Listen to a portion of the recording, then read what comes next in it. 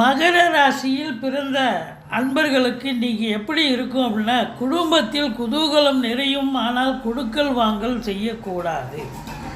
வங்கிகள், சேமிப்பு நிறுவனங்கள், நிதி நிறுவனங்கள், அரசு கருவூலங்கள் ஆகிய பொருள் நடமாட்டம் உள்ள இடங்களில் தொடர்பு உள்ளவர்கள் செழிப்பான சூழ்நிலையை காண்பார்கள். திருமணம் போன்ற சுப காரியங்கள் நிகழ சந்தர்ப்பம் கூடி வரும். திருமணம் ஆனவர்களுக்கு மகப்பேறு பாக்கியம் கிட்டும்.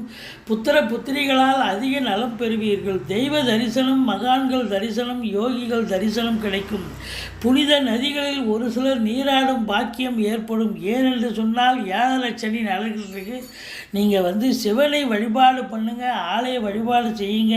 சொத்துக்களால் ஆதாயம் கிடைக்கக்கூடிய ஒரு நாள். அசையா சொத்துக்கள், அசையும் சொத்துக்கள், தந்த தாய் வழி சொந்தங்களால் அனுகூலம் கண்டிப்பாக உண்டு. தொழிலில், உத்தியோகத்தில் அபரீதமான ஒரு வளர்ச்சி